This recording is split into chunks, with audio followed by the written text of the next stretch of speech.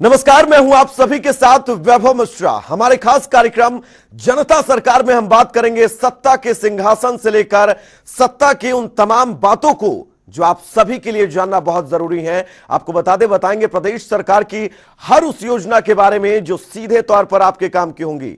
बताएंगे प्रदेश सरकार के उन विकास कार्यों के बारे में जिनका सीधा फायदा आपको हो रहा है। तो अगले 30 मिनट तक बने रहिए हमारे साथ और देखते रहिए जनता सरकार।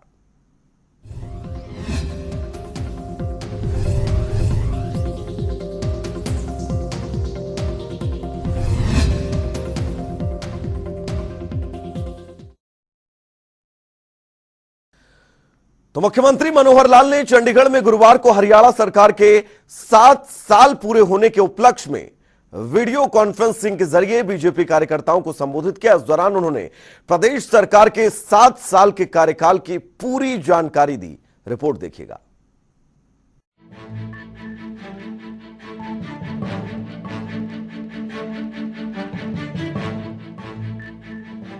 हरियाणा की बीजेपी सरकार के 7 साल पूरे होने पर मुख्यमंत्री मनोहर लाल ने चंडीगढ़ में बीजेपी कार्यकर्ताओं के नाम संबोधन किया। इस दौरान उन्होंने 7 साल 7 कमाल के बारे में जानकारी दी। उन्होंने कहा कि सरकार के इन 7 सालों में हमने अभूतपूर्व काम किए और प्रदेश का एक समान विकास करने के साथ साथ प्रदेश वासियों के उत्थान का ध्यान रखा, जिसके साथ सैकड़ों सरकारी योजनाएं शुरू की। कि भारतीय जनता पार्टी की हरियाणा की सरकार अपने ठीक 7 वर्ष पूर्ण कर रही है। पहली टर्म 5 साल की 2014 से 2019 तक, और अब 2019 से बाद 2 साल की ये टर्म, ऐसे कुल 7 साल के कार्यकाल में हम लोगों ने जन सेवा के नाते अभूतपूर्व कार्य किए हैं। आपको ध्यान में है कि 2014 में जब देश में माननीय प्रधानमंत्री श्री नरेंद्र मोदी जी की सरकार चल रही थी और उन्हीं के आह्वान पर, उन्हीं के निर्देशन में हरियाणा में पहली बार भारतीय जनता पार्टी की सरकार बनी। और जिस प्रकार से हमने उस समय अपने वायदे किए थे, हमने एक साफ सुथरी सरकार देने की बात कही थी, ठीक उसी प्रकार 2014 की सरकार बनने के बाद हमने उन सब कामों को शुरू किया। वहीं सीएम मनोहर लाल ने कहा कि 22 जनवरी 2015 को खुद प्रधानमंत्री नरेंद्र मोदी ने प्रदेश की जनता से बेटी बचाओ और बेटी पढ़ाओ की अपील की और उनकी अपील पर हरियाणा में बेटियों को बचाकर आगे बढ़ाना शुरू किया गया। हरियाणा को इससे पहले बेटियों को मारने वाला प्रदेश समझा जाता था। 22 जनवरी 2015 को स्वयं प्रधानमंत्री जी ने पानीपत की धरती पर आकर अपने प्रदेश की जनता को एक बहुत बड़ा आग्रह किया, एक अपील की, और मुझे संतोष है कि उनकी अपील पर हरियाणा की जनता ने एक उस प्रकार से एक मैं कहता हूं कि उस काम को करके दिखाया जो प्रधानमंत्री जी ने उनसे अपेक्षा की थी कि इस जेंडर रेशो को, जो उस समय 871 थी, इसको बढ़ा करके आज वो 921 है। अर्थात 2000 की संख्या पर 50 बच्चियों को बचाने वाला यह हरियाणा प्रदेश आज सिद्ध हुआ है। इन 7 वर्षों में हजारों लड़कियों को, जिनको बेटी बचाओ बेटी पढ़ाओ का अगर आह्वान न किया जाता तो जो गर्भ में मार दिया जाता, उनको हमने बचाया है। इसके साथ ही मुख्यमंत्री ने बताया कि हमने भर्तियों में पर्ची खर्ची खत्म की और मिशन मेरिट के तहत नौकरियां दी। सरकारी नौकरी भर्तियां जब होती थी उसमें भी भ्रष्टाचार का बोलबाला था और उस समय कहा जाता था कि कांग्रेस की सरकार भ्रष्टाचार के बीबीसी उद्योग को चलाती है। बी बदलियां, बी भर्तियां और सी सीएलयू।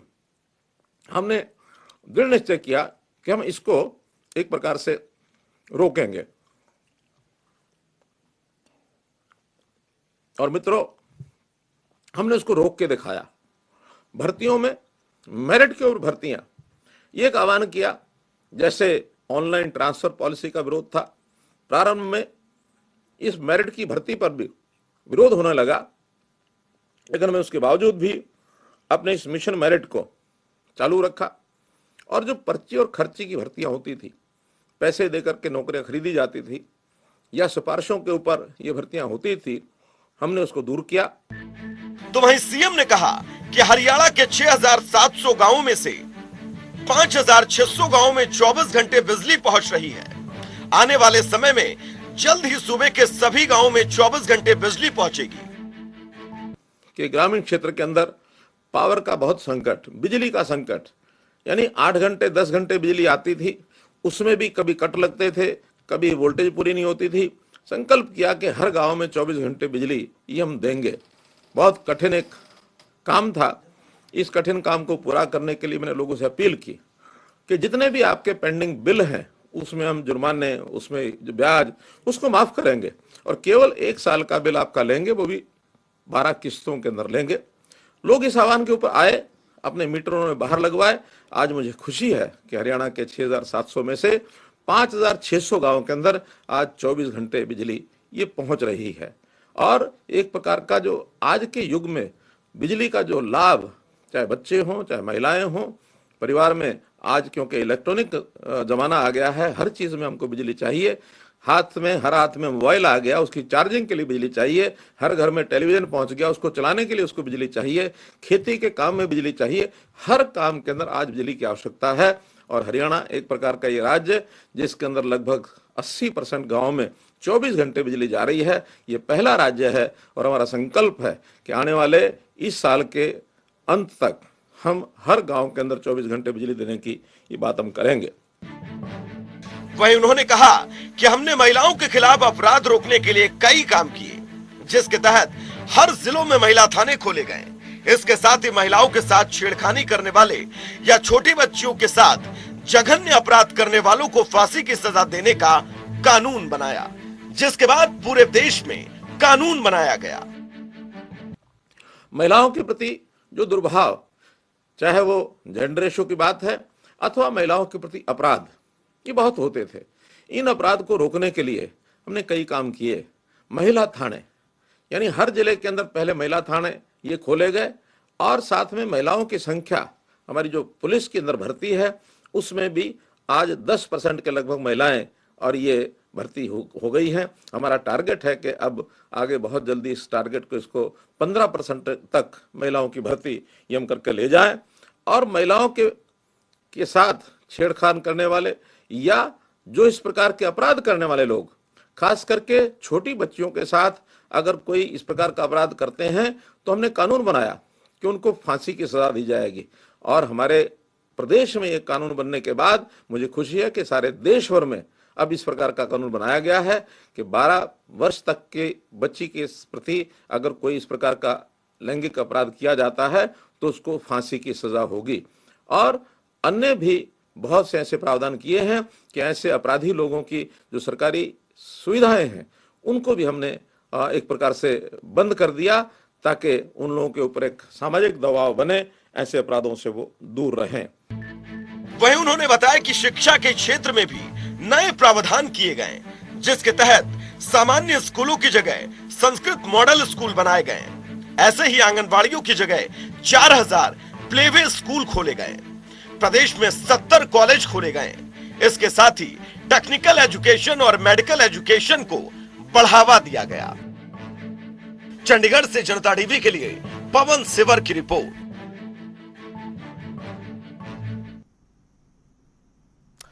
मुख्यमंत्री मनोहर लाल के प्रयासों से हरियाणा का राजस्व रिकॉर्ड अगले महीने की 15 तारीख तक डिजिटल हो जाएगा। राजस्व विभाग के पास 1870 से भी पुराने दस्तावेजों की भरमार है। प्रदेश सरकार राजस्व रिकॉर्ड को डिजिटल की तरफ तेजी से बढ़ रही है। यह काम वित्तायुक्त संजीव कौशल की देखरेख में किया जा रहा है, जिससे राजस्व रिकॉर्ड डिजिटल होने से भ्रष्टाचार पर लगाम लगेगा।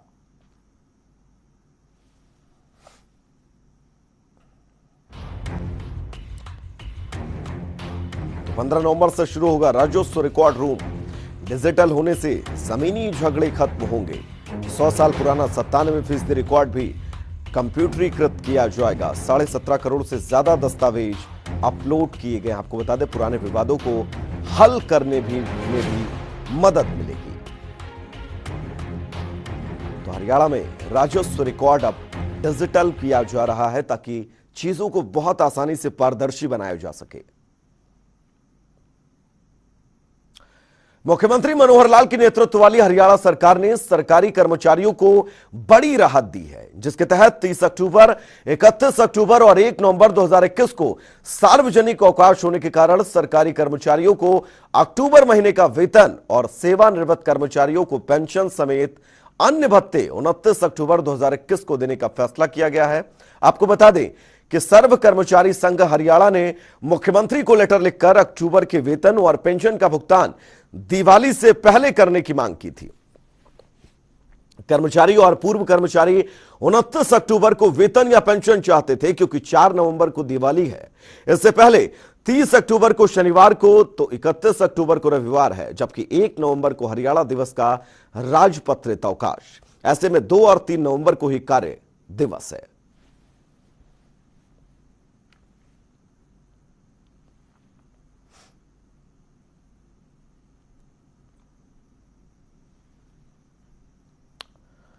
हरियाणा और अफ्रीका के बीच द्विपक्षीय संबंधों को मजबूत करने के लिए पंचकुला में 2 दिवसीय हरियाणा अफ्रीका कॉन्क्लेव सीरीज 1 शुरू हुआ, जिसमें हिस्सा लेने अफ्रीकी देशों का प्रतिनिधिमंडल पहुंचा। उन्होंने पंचकुला के पिंजौर स्थित ऐतिहासिक यादवेंद्रा गार्डन का दौरा किया, जहां उनके स्वागत में हरियाणवी कलाकारों ने नगाड़ा और हरियाणवी लोक नृत्य की प्रस्तुति दी। जिसके बाद प्रतिनिधिमंडल ने पिंजौर गार्डन का भ्रमण किया। हरियाणा पर्यटन निगम के अधिकारियों की ओर से उन्हें यादवेंद्र गार्डन के इतिहास के बारे में विस्तृत जानकारी दी गई। उन्हें रंग महल, शीश महल और जल महल भी दिखाया गया और मुगल काल में इनके महत्व के बारे में विस्तार से जानकारी दी गई। प्रतिनिधिमंडल के सदस्य यादवेंद्र गार्डन के इतिहास, वास्तुकला और गार्डन के रखरखाव से खासे प्रभावित हुए। यादवेंद्र गार्डन की प्रशंसा करते हुए प्रतिनिधिमंडल ने कहा कि सभी ऐतिहासिक धरोहरों का इसी तरह से संरक्षण और रखरखाव किया जाना चाहिए ताकि इतिहास उनमें हमेशा जीवंत रहे। इस मौके पर हरियाणा पर्यटन निगम की ओर से प्रतिनिधिमंडल के सभी सदस्यों को coffee table book Pinjore the garden of paradise भेंट की गई।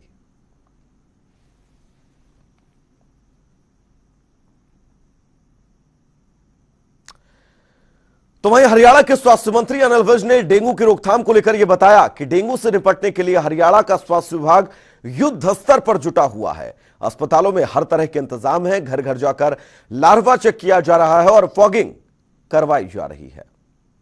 जहां तक हमारे सिविल अस्पताल की बात है, सब सुविधाएं पूरी हैं और प्लेटलेट्स भी हमने मुफ्त चढ़ाने का फैसला किया हुआ है और हम ठीक कर रहे हैं। फॉगिंग भी हो रही है, जहाँ जहाँ पर पानी में लार्वा मिल रहा है उनका चालान भी कर रहे हैं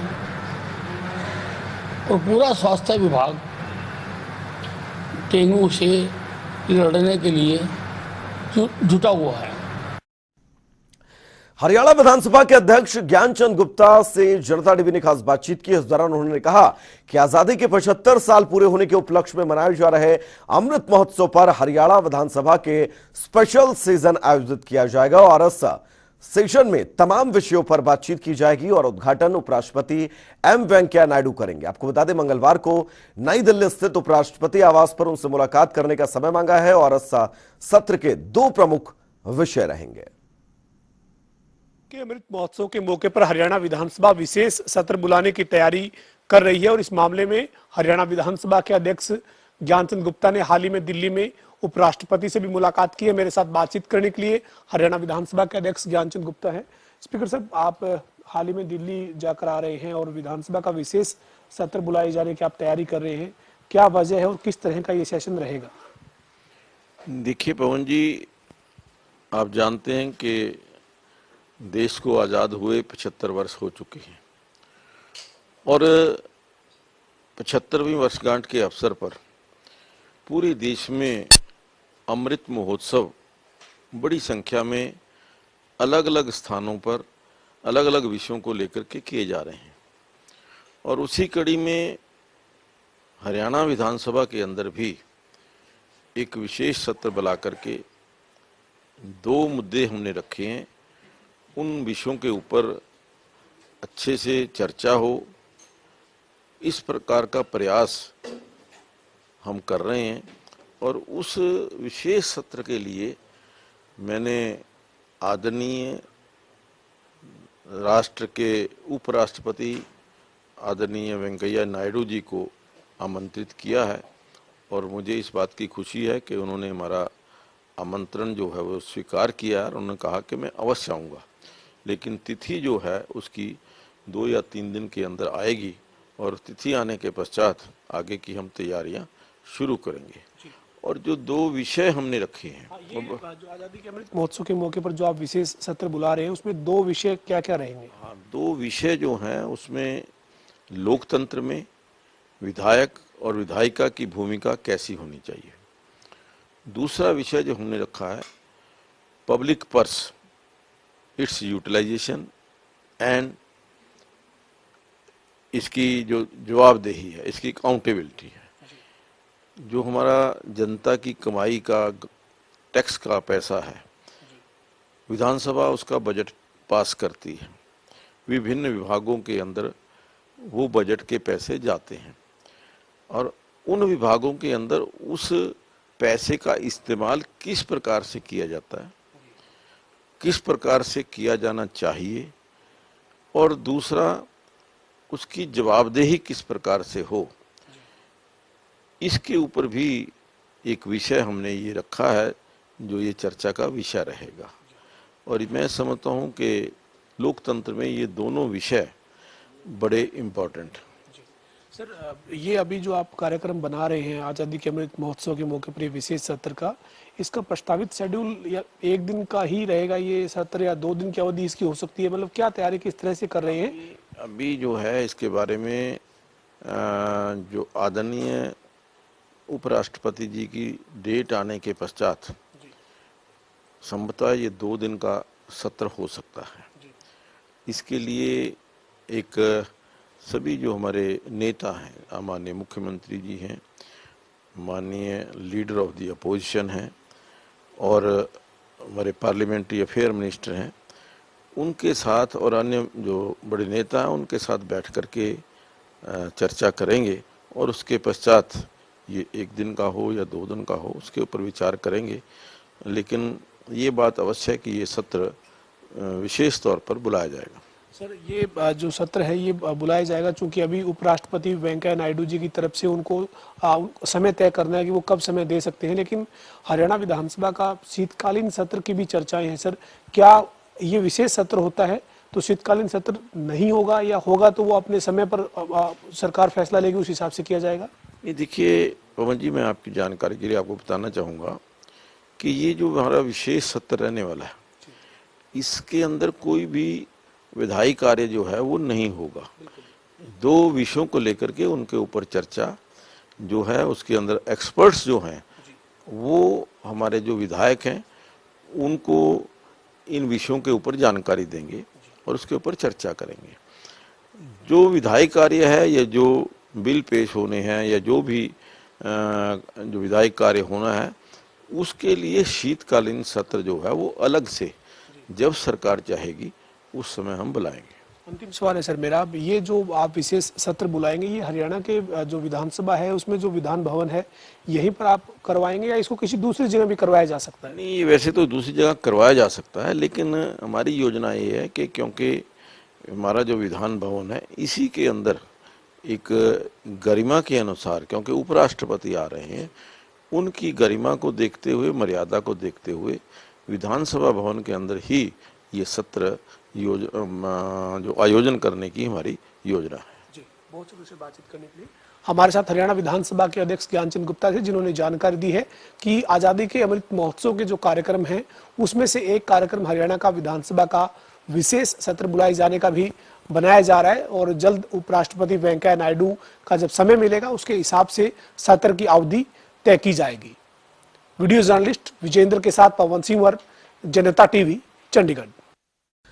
उधर भिवानी जिले के उपायुक्त आरएस ढिल्लों ने वीरवार को तोशाम के लोक निर्माण विश्राम गृह में जनता दरबार लगाकर 146 समस्याएं सुनी और अधिकारियों को उनके समाधान के निर्देश दिए। उपायुक्त ने अधिकारियों को 2 से 4 हफ्ते के अंदर समस्याओं का समाधान करने और उनकी पालना रिपोर्ट भेजने के निर्देश दिए हैं। इस दौरान उपायुक्त ने कहा कि कार्य में कोताही बरतने पर सख्त कार्रवाई की जाएगी। अधिकारी जल जीवन मिशन योजना के तहत हर घर में नल से स्वच्छ जल पहुंचाना सुनिश्चित करें, हर खेत को रास्ता मुहैया करवाएं ताकि आम जन को दिक्कत ना हो। उसके साथ उन्होंने निर्देश दिए कि कोई भी पात्र व्यक्ति सरकार की योजनाओं से वंचित न रहे। उन्होंने अधिकारियों को निर्देश दिए कि सरकार की योजनाओं का सही ढंग से क्रियान्वयन किया जाए ताकि जरूरतमंद शख्स फायदा ले सके।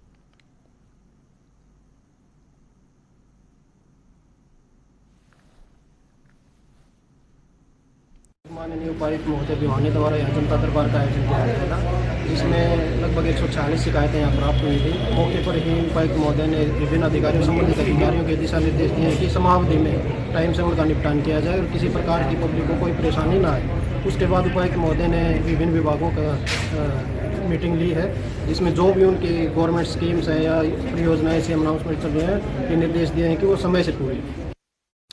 उधर हरियाणा में रविवार को और सोमवार को बिजली चोरी के खिलाफ की गई कार्रवाई में अब तक 13 करोड़ रुपए से ज्यादा का जुर्माना वसूला गया है। उस दौरान बिजली विभाग की तरफ से कुल 978 टीमों का गठन किया गया, जिनमें से 535 टीमें उत्तर हरियाणा और 443 टीमें दक्षिण हरियाणा बिजली वितरण निगम की थी। इन टीमों ने कुल 3729 चोरी के मामले पकड़े हैं और कुल 22,183 कनेक्शन की जांच की गई। इस दौरान व्यावसायिक और घरेलू बिजली चोरी के खिलाफ मुहिम चलाई गई। ये जानकारी चंडीगढ़ में हरियाणा ऊर्जा विभाग के अतिरिक्त मुख्य सचिव पीके दास ने दी। उन्होंने बताया कि बिजली विभाग की तरफ से इस साल ये तीसरी कार्रवाई की गई है। इसके पहले फरवरी और जुलाई महीने में भी बिजली चोरी के खिलाफ अभियान चलाया गया था, जिसमें कुल 36 करोड़ रुपए का जुर्माना लगाया गया था। कल और आज 2 दिन का ये कैंपेन चला। हमने कुल 978 टीम बनाए थे उत्तर और दक्षिण हरियाणा बिजली वितरण निगम को मिला के, और 22,180 प्रेमिसेस में हमने चेक किया है इन 2 दिन में, और हमने 3,729 चोरी के केसेस पकड़े हैं और कुल 13 करोड़ रुपए से थोड़ा ज़्यादा की रेवेन्यू हमने इसमें असेस किया है।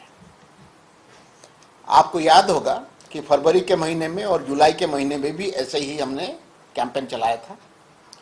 उन दोनों कैंपेन में 36 करोड़ रुपए के हमने चोरी पकड़े थे, तो इस बार 13 करोड़ पकड़े गए। इस तरीके से कुल 49 करोड़ रुपए के चोरी हमने ये स्पेशल कैंपेन के जरिए पकड़े हैं। पलवल में हरियाणा के सहकारिता मंत्री डॉक्टर बनवारी लाल ने शुगर मिल्स के 38वें गन्ना पेराई सीजन 2021-22 का शुभारंभ किया। इस दौरान उन्होंने पत्रकारों से बात करते हुए डीएपी खाद समेत कई मुद्दों पर प्रतिक्रिया दी। सुनिएगा।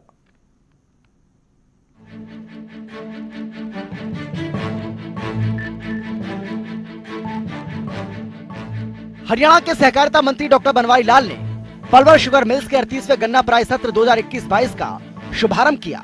इस मौके पर शुगर फेड हरियाणा के चेयरमैन और शाहबाद के विधायक रामकरण, हरियाणा वेयरहाउस कॉर्पोरेशन के चेयरमैन नैनपाल रावत, पलवल विधायक दीपक मंगला, हथीन विधायक प्रवीण डागर समेत कई गणमान्य लोग मौजूद रहे।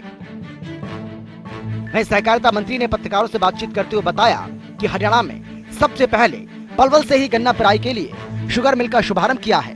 पिछले साल भी पलवल से ही गन्ना पेराई के लिए शुगर मिल को शुरू किया था। साथ ही उन्होंने बताया कि इस साल किसानों का गन्ना ज्यादा है और इसीलिए इस बार शुगर मिलों को जल्दी शुरू किया गया है। साथ ही उन्होंने बताया कि सीजन के दौरान सरकार की ओर से देश भर में गन्ने का सर्वाधिक रेट 362 रुपए प्रति क्विंटल दिया जाएगा। पलवल में शुगर मिल का जो क्रशिंग का 2021-22 का शुभारंभ हुआ है, और आज जो शुगर मिल का पलवल की का हरियाणा के अंदर सबसे पहले पलवल का ही शुभारंभ हुआ है। और इससे पिछले साल भी हमने पलवल शुगर मिल में ही सबसे पहले शुरुआत क्रशिंग की थी। और अब की बार जो हमने अक्टूबर के महीने के अंदर ही जो क्रशिंग का जो फैसला लिया है, उसका कारण ये है कि अब की बार किसानों का कुछ गन्ना ज़्यादा है, और अगर हम समय पर अगर शुगर मिल चलाते हैं तो गन्ना सभी का पिरोया जाएगा, कोई किसान का गन्ना बाकी नहीं रहेगा।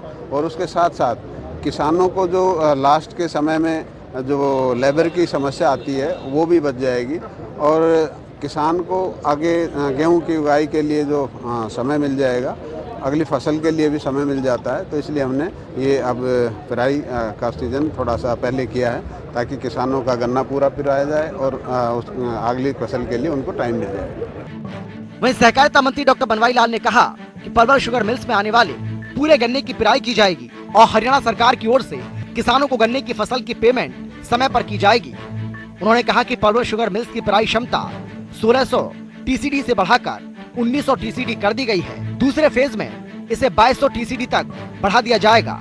इस साल पलवल, कैथल और महम की शुगर मिल्स में गुणवत्ता युक्त गुड़ और शक्कर का भी उत्पादन किया जाएगा, जिसकी मार्केटिंग भी की जाएगी।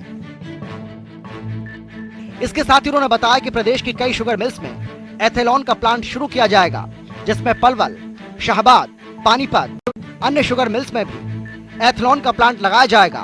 उन्होंने कहा कि शाहबाद में 60 के एलपीडी की क्षमता का प्लांट लगाया जाएगा, जबकि पलवल में 90 के एलपीडी की क्षमता का एथेनॉल प्लांट लगेगा। उन्होंने कहा कि पलवल शुगर मिल्स में चीन के उत्पादन को बंद किया जाएगा। यहाँ पर गुड़, शक्कर और एथेनॉल बनाया जाएगा। पिराई के अगले सत्र में सोनीपत और जींद में भी 90 के एलपीडी की क्षमता का एथेनॉल प्लांट लगाया जाएगा, ताकि शुगर मिल्स को घाटे से उभारा जा सके। वहीं सहकारिता मंत्री डॉक्टर बनवारी लाल ने कहा कि कैथल शुगर मिल्स में बगास से फ्यूल पैकेट बनाए जा रहे हैं। इसी प्रकार पराली से पैकेट बनाए जा रहे हैं, ताकि कोयले के स्थान पर पैकेट उपयोग में लाए जा सके। उन्होंने कहा कि मार्केट में रिफाइंड शुगर की लगातार मांग बढ़ रही है। प्रदेश की शुगर मिल्स में रिफाइंड शुगर भी बनाई जाएगी। उन्होंने बताया कि प्रदेश की शुगर मिल्स में बनने वाली गुणवत्ता युक्त चीनी की बाजार में अच्छी मांग रही है। प्रदेश की सभी शुगर मिल्स में अटल कैंटीन बनाई गई है। मिल्स में किसानों के लिए बिजली, पानी और यार्ड में किसानों के ठहरने की व्यवस्था की गई है।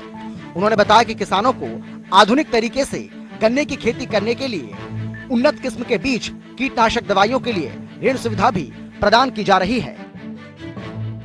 इसके साथ ही सहकारिता मंत्री डॉक्टर बनवारी लाल ने बताया कि हरियाणा प्रदेश में डीएपी खाद की कोई कमी नहीं है। थोड़ी बहुत जो परेशानी हुई वो कोरोना काल की वजह से है, क्योंकि उस दौरान खाद बनाने की प्रक्रिया बंद थी, जिसकी वजह से डीएपी खाद मिलने में देरी हुई। लेकिन जल्द ही सभी दिक्कतें दूर हो जाएंगी और प्रदेश के किसानों को किसी भी तरह की कोई परेशानी नहीं होगी। जनता टीवी के लिए पलवल से भगत तेवतिया की रिपोर्ट। चलिए, हमारे खास कार्यक्रम में फिलहाल के लिए इतना ही। रुकेंगे एक बहुत छोटे से ब्रेक के लिए, कहीं जाइएगा नहीं। जनता टीवी पर खबरों का सफर लगातार जारी रहेगा। नमस्कार।